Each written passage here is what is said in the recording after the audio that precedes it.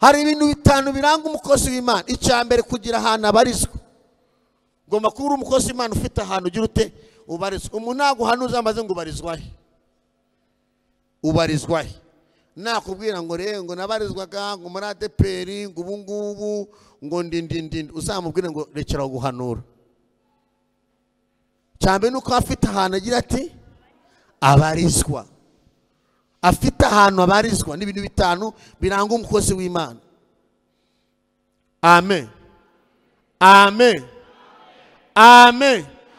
Icya kabiri, ntabwiriza ashingiye ku idini cyangwa akarere, cyangwa abwiriza umuntu wese cyangwa se asengera umuntu wese atarebye idini. Uwo ni umukozi w'iki w'Imana. Uwo ntareba idini, ntareba ngo ngewe ngo umukatolika ngo umuyehova, kuko icyazanye Yesu ni ugukiza imitima y'abantu.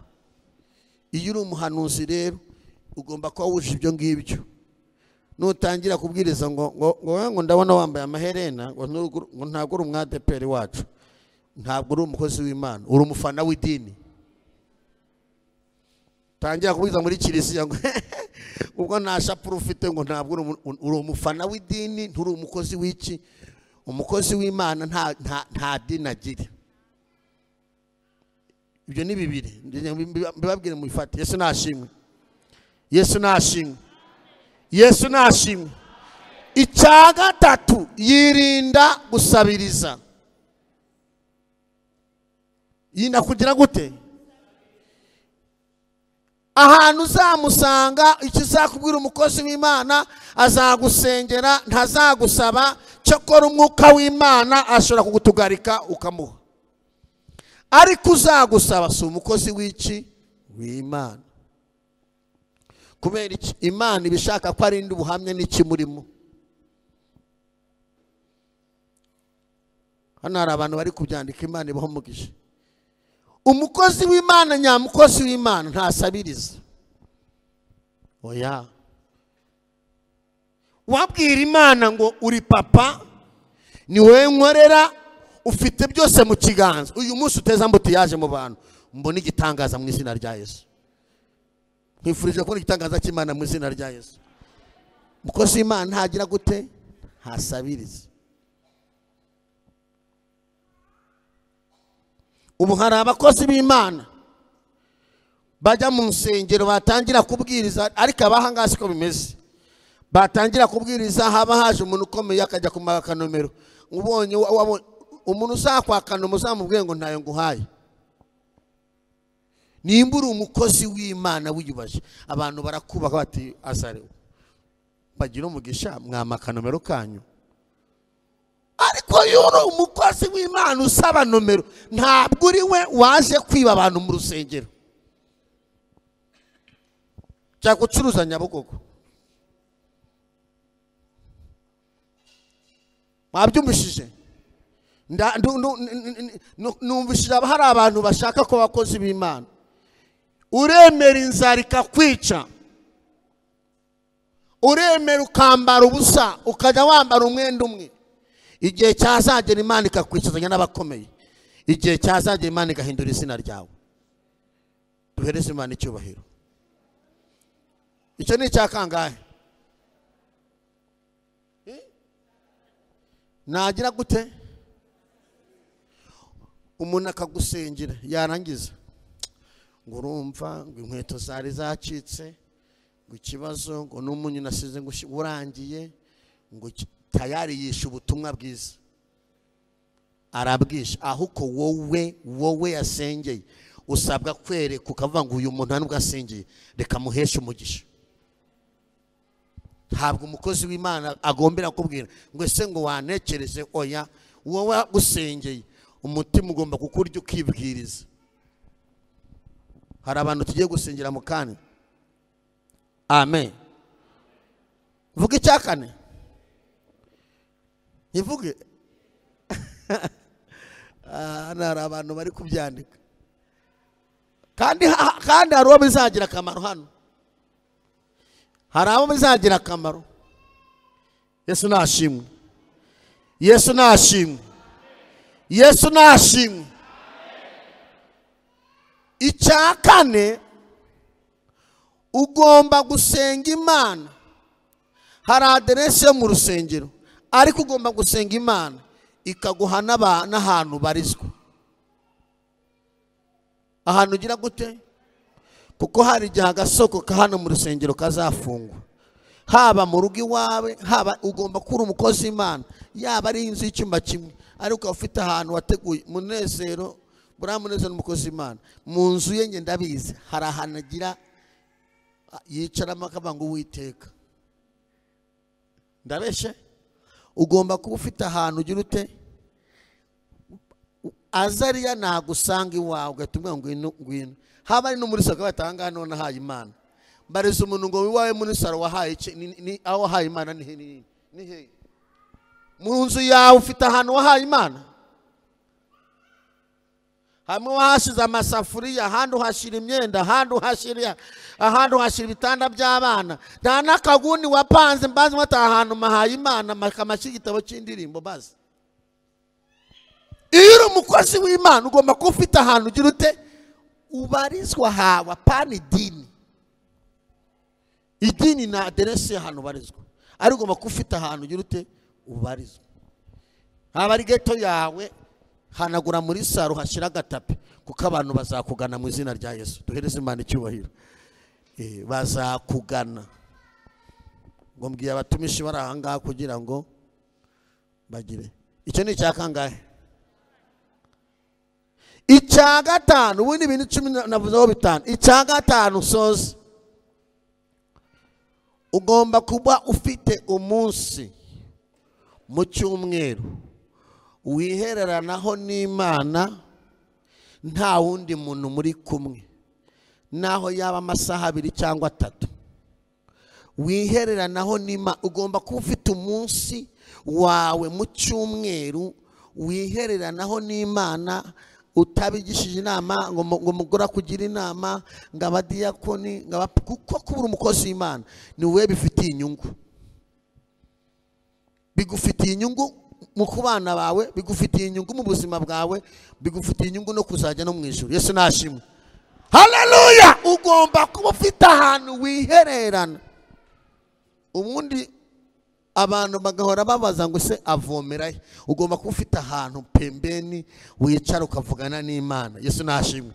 Ukicara ukavugana n'Imana ukavuga ngo abakozi b'Imana benshi aka kantu shitani irakabiba. Irakabiba, yamara kumunya amavuta ntiyongere gusenga, agahora asengera abantu, kanyarira kizabonwa muri jaridi, mu rukiri, mu byumba, bakakukanyuza Imana ishyiramo. Ariko ugomba kugira ahantu wowe ubwawe umuri yo muze mwenyine twihererane, munsanga ahantu hatari iki, hatari abantu. Duhereze Imana icyubahiro. Ugomba kuba kandi umukozi w'Imana ntabwo ari umuntu wese uvuga mu ndimi. Hari abantu bazi ko abakozi b'Imana ari abahanuzi, ari abantu batitira, ari abantu bavuga mu ndimi. Nawe wicaho ngaho uri umukozi w'Imana. Mujye mutandukanya umukozi w'Imana n'umunyempano. Umukozi w'Imana n'umunyempano baratandukanye. Aha wicaye nawe ubwawe uri umukozi w'Imana. Umukozi w'Imana ni umuntu wese wakiriye Yesu nk'umukiza akagira ibintu yiyambura by'ibyaha. Ni umuntu ubasha gusenga Imana, Imana ikamwumva. Duhereze Imana icyubahiro. Ni umuntu ubasha gupfukama imbere y'Imana akavuga ngo Uwiteka, nimba nkugiriyeho umugisha, mbona ubwiza bwawe, mbona imbaraga zawe, Imana ikakumva. Uyu muntu ni umukozi w'iki w'Imana, kuko isaha izajya Imana izakoresha. Mwe murabivanga rero mukabivanga n'abanyempano. Ako kantu mukabike mu izina rya Yesu. Twakira umuyobozi wacu, pastor wacu rakwakiriye. Ndanya ngo dutanga amaturo sengera abantu nkabangahe. Aka kantu numvaga nshaka kubwira abantu, ugomba kufita ahantu uvomera, kuko nutavoma ayo ufite shitani zayatoba, niyatoba kandi bizakubera ibibazo. Ugomba kufita ahantu uvomera imbere y'Imana. Yesu nashimwe. Ugomba kufita ahantu uvomera kugira ngo iyo utavoma n'ibyo ubwira abantu ntabwo bisohora vuba. Iyo utasengura umukozi w'Imana cyangwa se uri umunyemana, ibyo uhanura ubu umuhanuzi, ubu umuntu utanga amakuru, ariko ntabwo Imana iza kuyasohoza. Irindira wa munyamavuta wiherana n'Imana, niwe urambika abana ikiganza ukabona ikintu kirabaye. Iyo udasenga Imana ntizisubirana Imana. Niyo banabwiye ngo nabagusengera gute impano uragwa zikagumana nawe.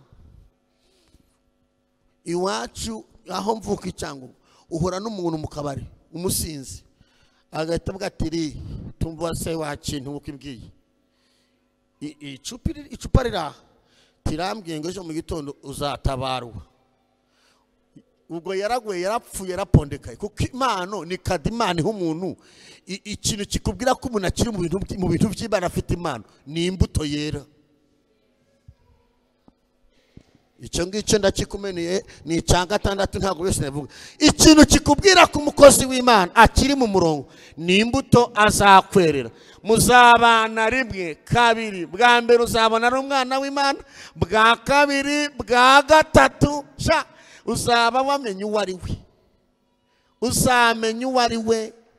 Imbuto ye, umukozi w'Imana utera imbuto ntabwo ari umukozi w'iki w'Imana. Aba yarabaye umufana w'idini, baraguye agapfira mu idini. Mbifurize kumeza kwera imbuto mu izina rya Yesu. Mushumba, impano ntaho zihuriye n'imirimo abantu bakora. Kuba umuntu akora ibitangaza ntibihagije, kuba umuntu yavuga umurukaka ntibihagije. Igikenewe ku buzima bwawe ni imbuto. Imbuto yakwereye zimeze gute? Imbuto yakwereye zimeze gute? Ibikomera abantu benshi bafite baterwa n'abantu b'abakozi b'Imana. Imbuto bera, uri umukozi w'Imana ni icya gatandatu, ugomba kuba wera imbuto mu bantu bose. Bibiliya ivuga ngo mugire umwete wo kuba n'abantu bose amahoro n'uwo kwezwa, kuko utejejwe atazabona ubwami bw'Imana. Ugomba kugira imbuto niba uri umukozi w'Imana. Bareze cyane ngo uri umukozi w'Imana cyangwa ukorera amafaranga. Kutamubaje uri umukozi w'Imana. Ejo bakubona muri karitsiye gukubitana igipfusi, ejo bakubona warwanya, ejo bakubona uri mu kabari, ejo tukubona wambaye ubusa. Si kubona umukozi w'Imana yambaye ubusa ngo mukwanga ni umukozi w'Imana, wasamukobwa yambaye ubusa yahenuye ngo ni umukozi w'Imana. Ugomba kuba ufite imbuto wera abantu bakazisoroma mu izina rya Yesu. Haleluya! Yesu yaciye ku nzira asanga igiti cy'umutini kirangaho, arakireba gishishe, arakireba kiburaho imbuto, arakivuma kiruma. Urasabwa kwera imbuto kugira ngo hazaza hawe bazaze gusoroma mu izina rya Yesu. Umuntu akaguha akazi abati n'umuririmbyi, muye korari nyinshi cyane, tuguhaye akazi, ati ni umwana mwiza n'umuririmbyi. Uyu mukozi w'Imana, n'umukozi w'Imana murinje amafaranga ujere, ibintu byose ujere ubimenye. Ijuru rikabate kandebe imbuto yera, kandebe imbuto yera. Ukabara 2,300 ariko subise aya 50 asagutse ubaza yamenya. Kayabarate wayagaya kameshize ku mufuka. Kongera ejo kajya kurigisha, kongera ukabarate Imana wihangane birakaze. Kabura pfunzo ejo bazakora audite, imbuto bakazikuburamo. Mbwira umuntu ngo komeza wera imbuto, Imana izagutabara hageze. Komeza wera imbuto, eri imbuto mu kazi, eri imbuto mu bavandimwe, eri imbuto mu rusengero, eri imbuto mu muhanda, eri imbuto mu rugo rwawe. Komeza wera imbuto, ejo bundi Imana izahindura amateka yawe. Duhereze Imana icyubahiro. Eri imbuto, nutera imbuto uzera indibu. Kamuzana amaturo kandi ndahanuye. Amen, amen. Ufite imbuto ngo umuntu ngo wera imbuto, ukaza mu rusengero ufite 20 tugatereka ibiturisha hanga. Nje ntabwo idini rimpemba, ariko uri kuba buryo nta mbuto wera.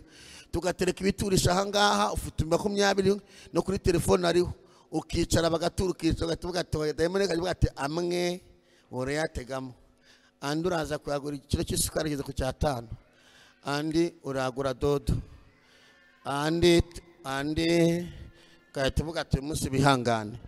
Kandi Imana iri kureba ko imbuto kushaka Imana, imbuto zo kubaha Imana zo urazifite. Twashaka ibiturisho ngo nimuture, ngo Mana ngo wihangane. Twavuga ati abantu bashaka amafaranga ukaza wirukanga, twavuga ati dufasha abantu ugahita uvuga ati mwihangane ntayo mbahaye. Ejo se wowe, ejo nirukugeraho. Hari umugashiti yanjye ntwetsuye kera Muneze, yari umukire wa danje. Imana ikajya imubwira ngo jya ubiba kuko igihe kizagira bwire. Noneho akagira ngo buzira impanda yavuze. Yari umukire ufite amayetaje ukomeye, umeze umukire. Ariko twatiri gusenga afite iduka ahantu mu mujyi. Imana ngo jya ubiba igihe kizagira bwire. Go ariko ibintu muvuga nibikiwerari, ntijya ubiba uzira. Mu minsi yashije hasize nk'amezi 3 bwiza, burira bateza ibye byose biteza cya munara byose. Banki yari afite yashize amafaranga yo kwizigamira ngo y'amadolari barayiboroka. Ejo bundi amupimye bamusangamo kanseri. Umugore ahita avuga ati ibi sinabivamo, ahita yigendera. Abana bahita bavuga ati ibi sinabivamo, barigendera. Asigara mu kizu wenyine. Banki rero nta muhigira. Banki iraza ati niyi nzu turayishaka nayo. Urarwaye, yego urarwaye, ariko amafaranga y'abaturage barayashaka. Gusa twe twakwiye ngo urware tuzayiteza ejo bundi. Niyo bagamo barayiteza asohokamo.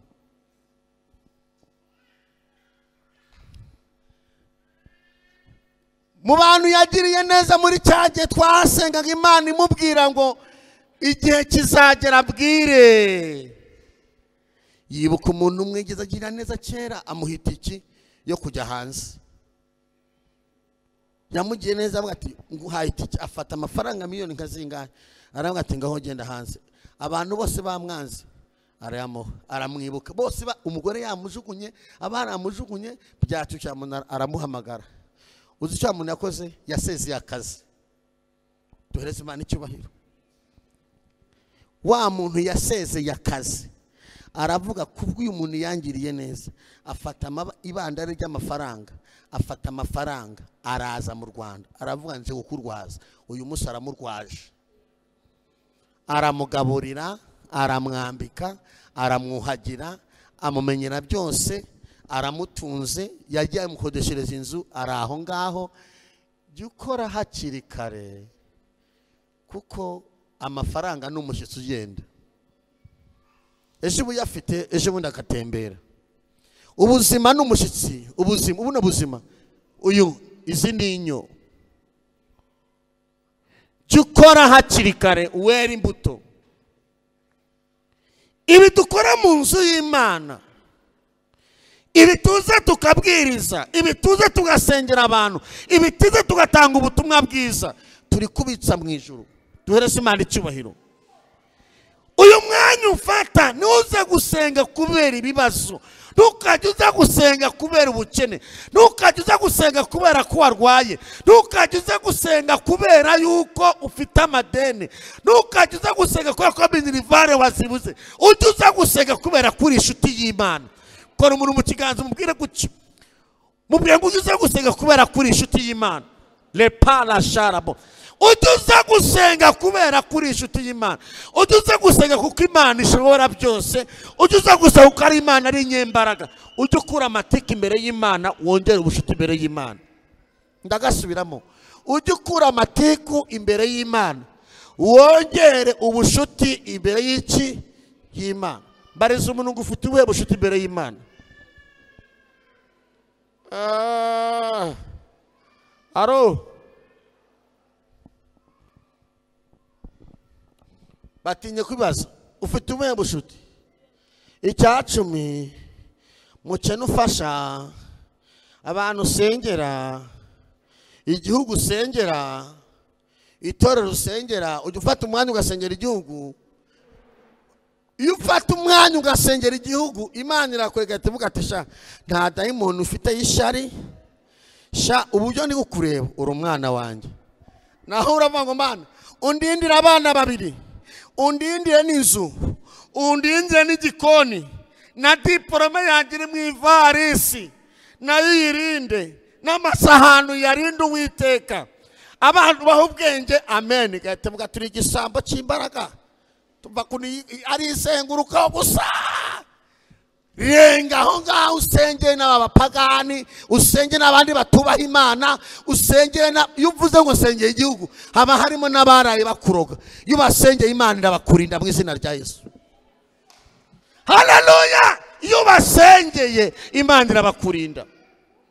Iyo uvuze ngo sengeye igihugu burya n'ababarozi basiritse. None urajya gusenga ngo umusatsi wanjye washaje Uwiteka, ngo ndashinganisha umusatsi. Ayiwe ngo Mana we, ngiki gitabo Mana uzatifashe sinjye nzasobanura muri Iraq. Umva ubwoba kakureba. Hiturenga kuri wowe, hitushaka abanyeshuri nka 20 mwigana ubasengere, ubazana icyifuzo kukamanga Uwiteka. Nubwo nje hano n'abagenzi banjye batabare, ihita ivuga ngo umutima ufite mwana wanjye nzabana nawe, nzakurinda, uri umunyamumaro imbere yo mu maso y'Imana. Imana ikina abanyamumaro ntikina abanyamatiku. Ngiye gusengera abantu mu mwanya mutoya, ubu kandi ndangije kubwiriza. Yesu nashimwe. Ubu ndarangije kubwiriza ubutumwa nari mbafitiye, umwuka Imana yamaye ngo mbazanire nuko bumeze. Amen. Ijambo ry'Imana ubwo ntasomye avuga ngo nasomye hehe ibyahishuwe bice 22 ku murongo wa 12. Ntabwo ari umuntu wese uzihabwa. Hari abantu bagiye guhabwa ingororano. Hari ijambo rivuga ngo dore ndaza vuba, nzanye iki? Nzanye ingororano, kugira ngo ngororere umuntu wese ibikwiriye ibyo yagize yakoze. Ibyo wakoze, imbuto wese, imirimo ugira, harimo ingororano. Duhereze Imana icyubahiro. Harimo ingororano. Yesu araza vuba azanye ingororano, azahemba ibihwanye n'ibyo twakoze. Ibyo wakoze nibyo Yesu azaguhemba. Nimba wararwanye cyane azazana inkona kubita, ariko nimba warakoreye Imana cyane azaza kuvura ibikomere. Duhereze Imana icyubahiro. Dore ndaza vuba, yemwe abanyarukiri, Yesu araza vuba. Yemwe ababyeyi, Yesu araza vuba. Yemwe bagabo, Yesu araza vuba. Yemwe torero, Kristo araza vuba azanye ingororano, aje kugororera buri muntu wese ibyo yakoze. Ufite ibyo wakoze? Aha. Araza azanye iki? Hari utuntu wakoze ubwo ziko ngazapfa gusa Mana mama. Araza azanye ingororano, aje gorora umunebwe se, uwicaye se, ufite itiku se, aze kugorora nde se? Aze kugorora nde? Uwirirwa uryamye se, uwirirwa unegurana se, uwirirwa mu kabari se, uwirirwa asambana, aje kugororera umukozi. Duhereze Imana icyubahiro. Kristo aje kugororera lepalasha, aje kugororera umukozi. Ibyo ukora nibyo Yesu aje kuguhemba. Akora mu byo wakoze akaguhemba. Waba wakoze nabi akagutera uw'inyuma kavuga ati buryamye aho ngabo waba wakoze neza akakuvura igikomere tumuhereza icyubahiro. Iyo wakoze nabi araguhonda, iyo wakoze neza arakomora. Dore ndaza vuba abanyamabaro akobye muhereza Imana icyubahiro. Ndabona umusore mwiza, umuntu mwiza hariya rwose hari ingororano.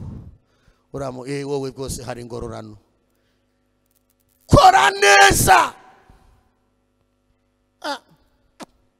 Yego mananje. Urubatse igipangu kimwe, wubatse bibiri, wubatse bitatu.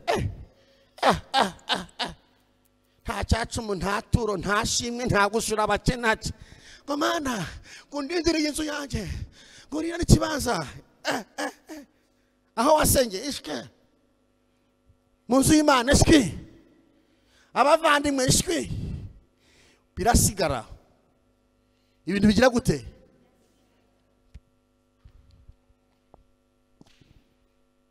Tugiye gusenga. Ndashaka gusengera abantu batwita abakozi. Ugiye gufata ituro ryawe uritange, umuntu ukeneye ko Imana imusubiza ku murongo turasengana nawe, hanyuma dutahe. Amen. Kwihana mwihanye nema mutihanye n'ikazi kanyu. Iki ukeneye nuko Imana kugira umukozi igomba kukugororera ibyo wagize ute. Ubu uri hano ndagira ngo baze umutima wawe, uri hano mu nyungu zawe cyangwa uri hano mu nyungu z'Imana?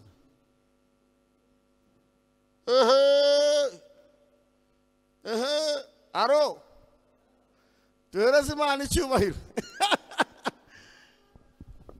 Gusengera akazi ni mu nyungu zawe, gusengera abana ni mu nyungu zawe, gusengera inzu ni mu nyungu zawe, gusengera minerivari ni mu nyungu zawe, gusengera visa ni mu nyungu zawe, gusengera kubyara ni mu nyungu zawe, kwishinganisha ni mu nyungu zawe, gusengera ubukwe ni mu nyungu zawe. Uri mu nyungu zande?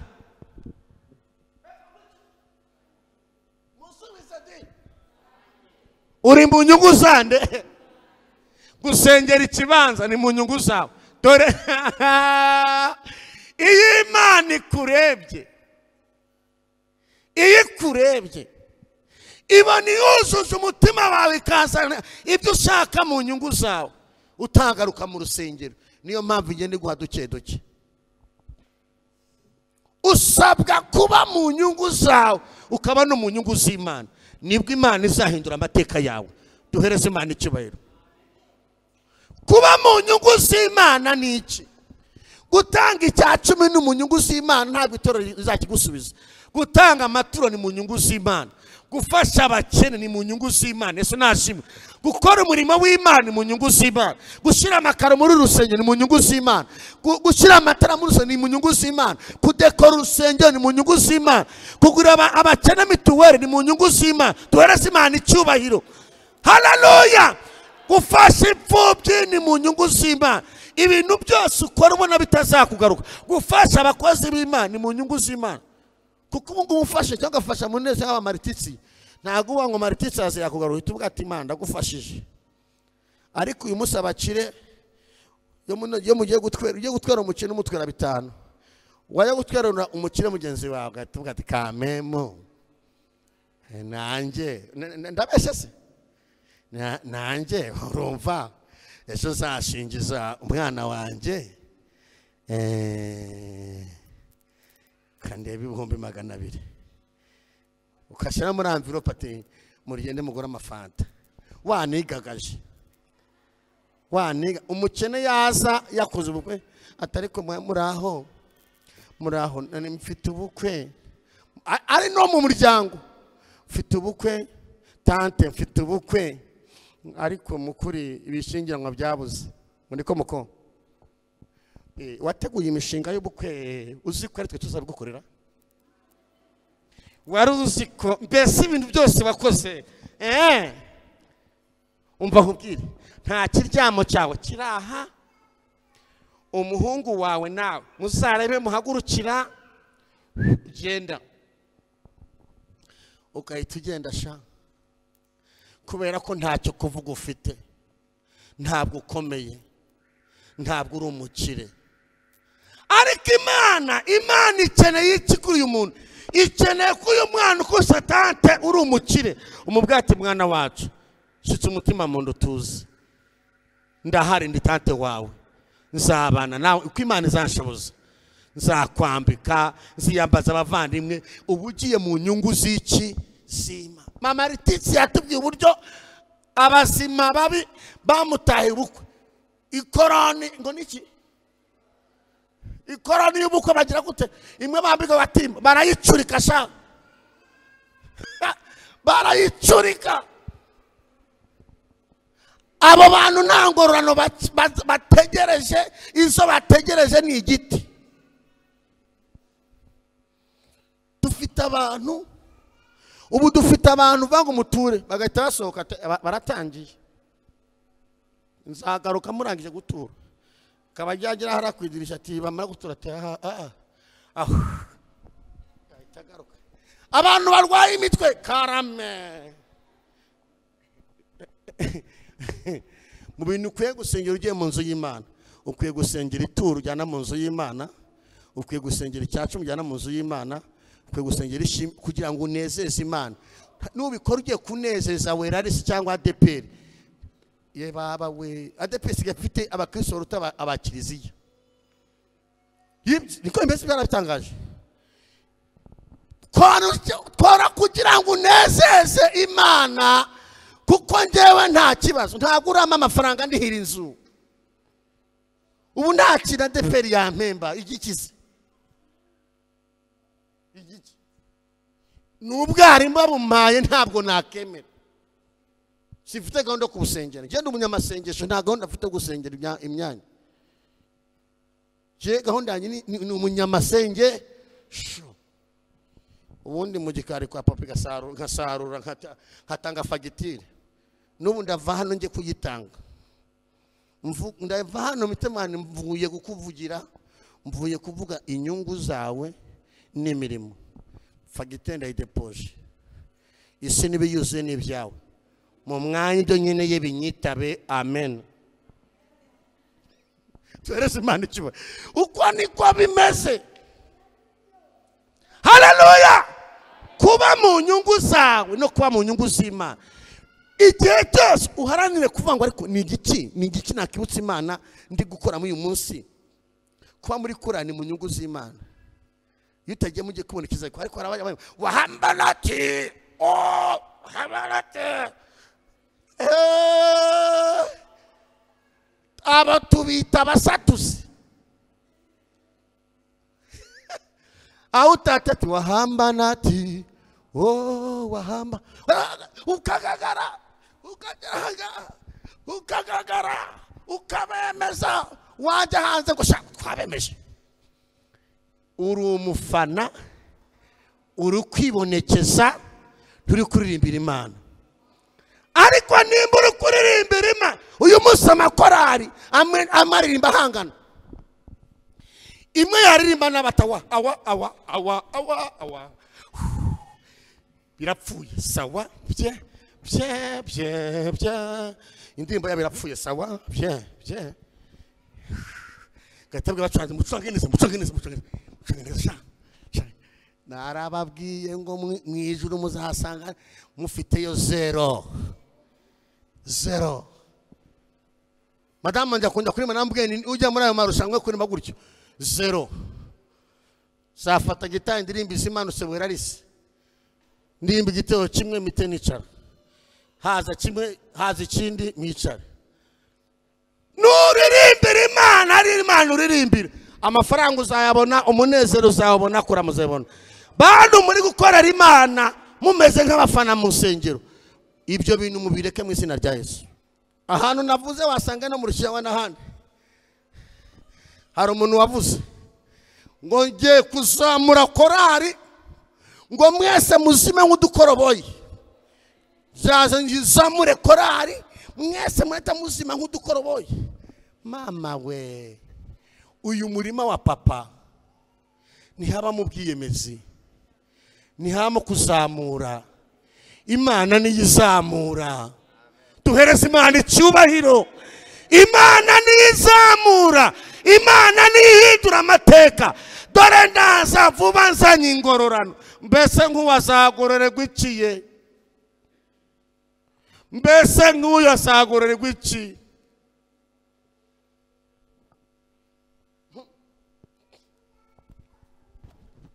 Uzagororerwa iki? Ndagira ngo sengera abantu. Dore ndaza vuba. Kristo agiye kuza aje kugororera ibintu, kugororera abakozi.